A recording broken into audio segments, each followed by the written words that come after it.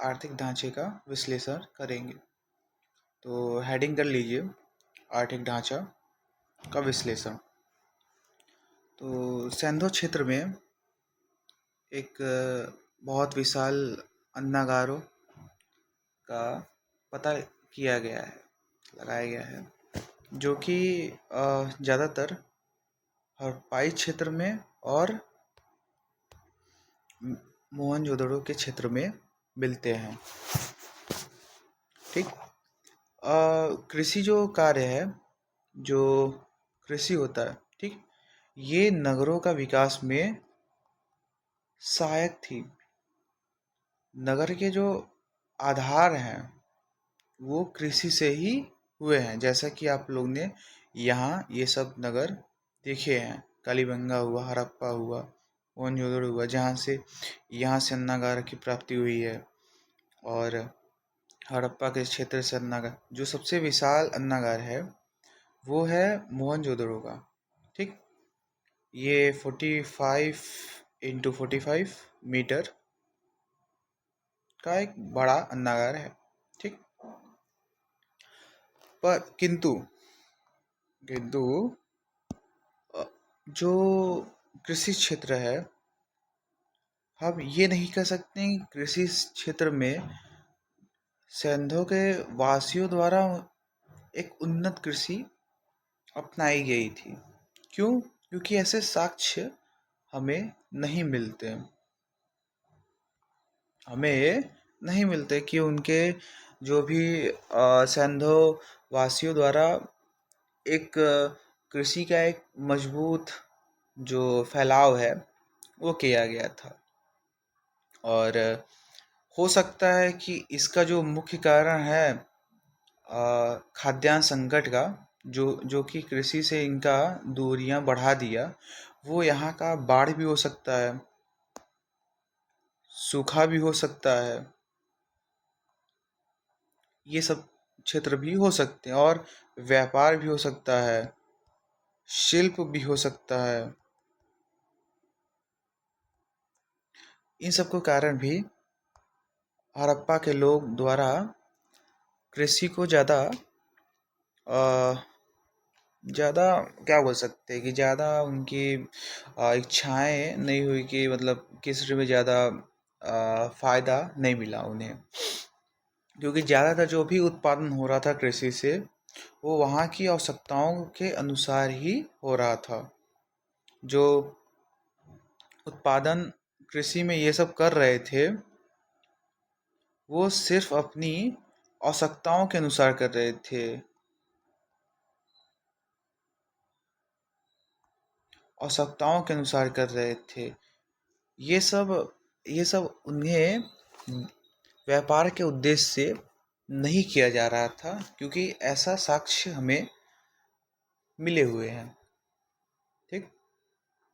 कृषि में हम लोग बोल सकते हैं, कृषि में सबसे ज़्यादा जो भी वहाँ के लोगों द्वारा जो आज के वर्तमान के जो दाल के प्रकार हैं, जो वर्तमान के दाल के प्रकार हैं, उन्हें भी उगाया जा रहा था।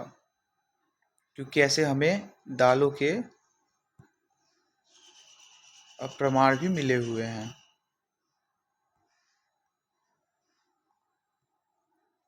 ऐसे हमें प्रमाण मिले हुए हैं। ठीक। और कृषि क्षेत्र में जो नहरी सिंचाई व्यवस्था और बड़े पैमाने पर जो कृषि के उपकरण के साक्ष्य भी हमें नहीं मिलते हैं, कि जिससे हम ये बोल पाएँ कि वहाँ कृषि को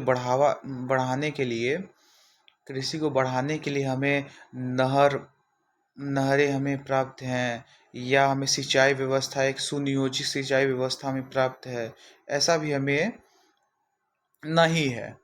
ठीक। ये भी हमें प्रमाण नहीं मिले हुए हैं। कृषि में यहाँ के जो हड़प्पा के वासियों द्वारा, जिन्हें हम लोग सिंधु घाटी के सेंधव क्षेत्र के लोग भी हम लोग बोल सकते हैं। हड़प्पा या सिंधु घाटी सभ्यता के लोग दोनों एक ही हैं। ठीक।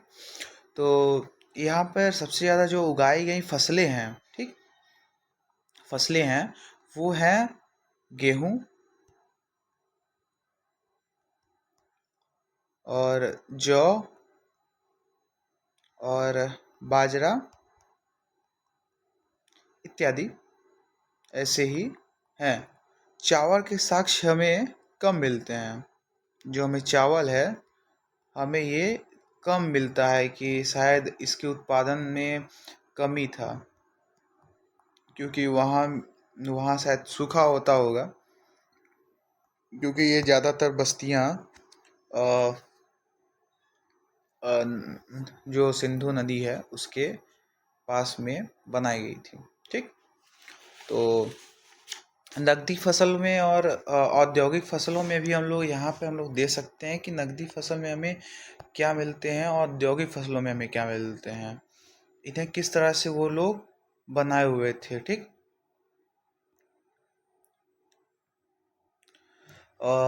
ठीक, तो हमें ये प्रमाण मिलता है कि इसमें नील का उत्पादन किया जा रहा था, हल्दी का उत्पादन किया जा रहा था और कपास या कपास का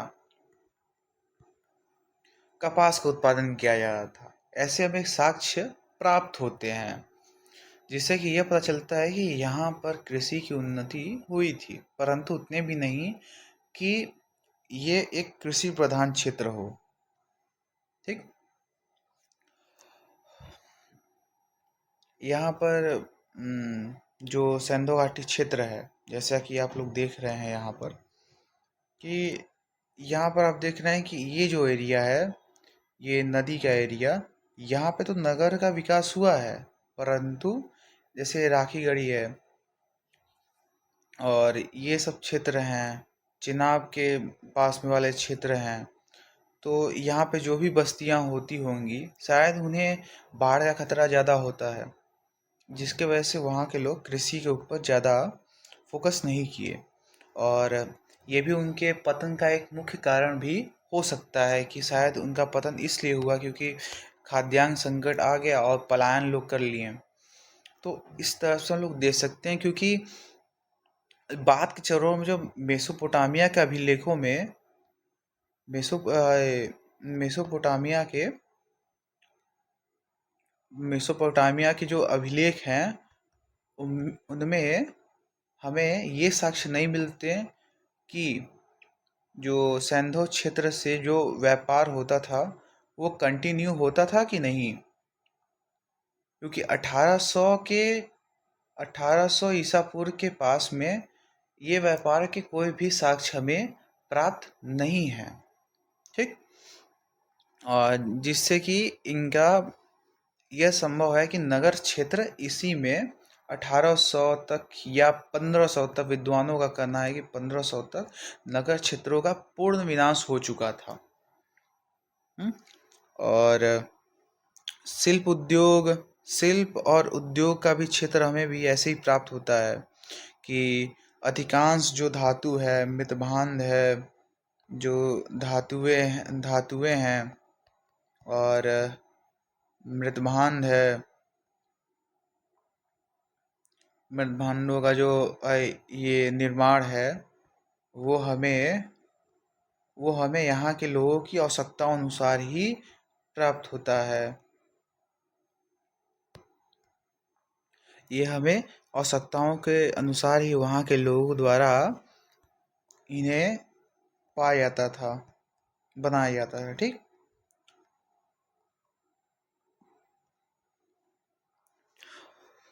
और बड़े बड़े अन्नागारों का भी यहाँ पर विकास हुआ, और ये भी देखा जा रहा था कि जो खाना पकाने के लिए, देखिए, जो मृदभांड थे उनका उपयोग और धातु के जो बने हुए जो भी वस्तुएं थी, ठीक है, उनका उपयोग एक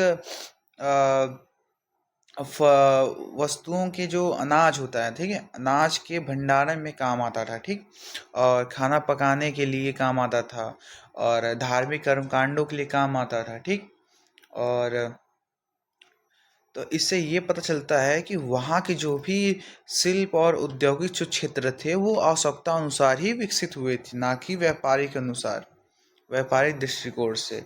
और इसी प्रकार हम देख सकते हैं कि वहाँ की जो मुहरें हैं, जो हमें मेसोपोटामिया से प्राप्त हुई हैं। ठीक, मेसोपोटामिया से जो हमें मोहरें जो प्राप्त हुई हैं सिंधों के, वो इससे यह पता चलता है कि ये मुद्रा छाप के रूप में भी काम करती थी। मुद्रा छाप के रूप में, मुद्रा छाप के रूप में ये सब काम करती थी, या वस्तुओं के प्रमाणीकरण के रूप में काम करती, या वस्तुओं के प्रमाणीकरण।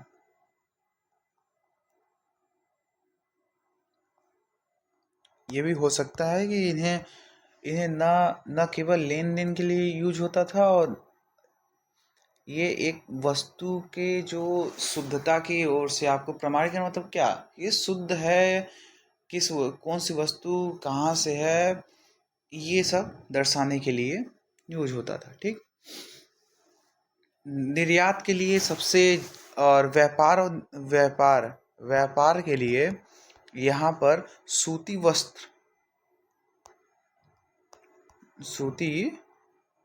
वस्त्र का व्यापार मेसोपोटामिया और वहाँ की फारस की जो भी सभ्यता थी उनको दिया जाता था, क्योंकि ऐसे प्रमाण हमें मिलते हैं। और बैलगाड़ियों के उपयोग से इनके व्यापार में बहुत सारी कठिनाइयों का सामना करना पड़ा, जिससे इनका धीमा परिवहन प्रभावित हुआ, और इसी कारण इन्होंने बहुत कम नगरों का विकास हो पाया। नगर हमें बहुत कम मिलते हैं, क्योंकि 600 से 700 वर्ष इनका नगर का विकास हुआ। उसमें समय मिलते हैं कि इन्हें 7 से 10 नगरों का ही इन्होंने विकास किया, जो एक प्रॉपर नगर के रूप में विकसित हुए। सिंधु क्षेत्र में ईरान और अफगानिस्तान से महंगी कीमती वस्तुएं भी मंगवाई जाती थी, जैसे जैसे चांदी हो गया, टीन हो गया। ये सब वस्तुएं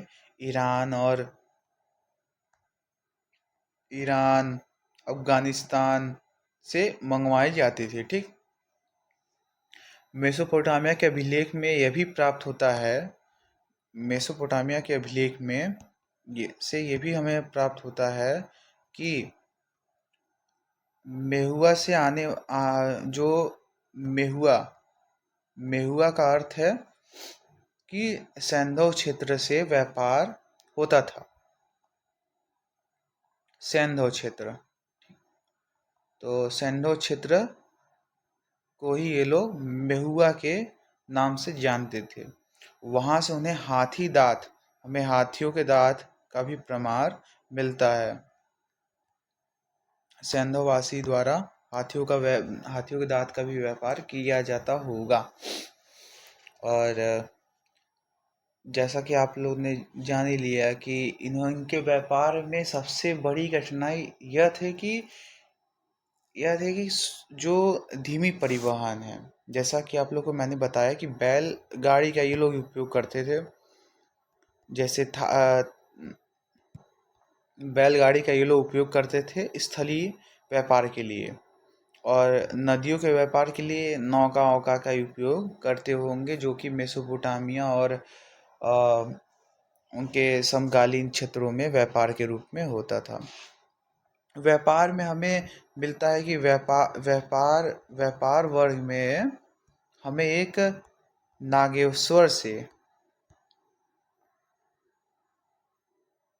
नागेश्वर से हम एक व्यापारिक वर्ग का भी हमें पता चलता है, जो व्यापार को आंतरिक या बाह्य पहुंचाता था। ठीक,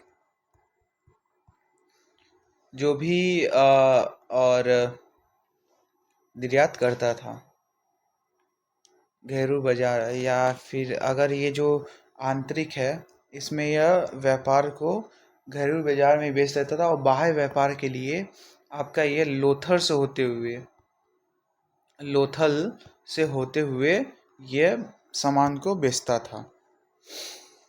और इस तरह से हमें इनके आर्थिक ढांचे के रूप में हमें जो भी अभिलेख हैं, जो भी अभिलेखों से प्राप्त हुआ है, उत्खनन से प्राप्त हुआ है, मैंने आपको ये जानकारी दे दी है कि कैसे इनका व्यापार चलता था, कैसे इनका जो भी वस्तुएं चलती थी और फसलों का उत्पादन होता था।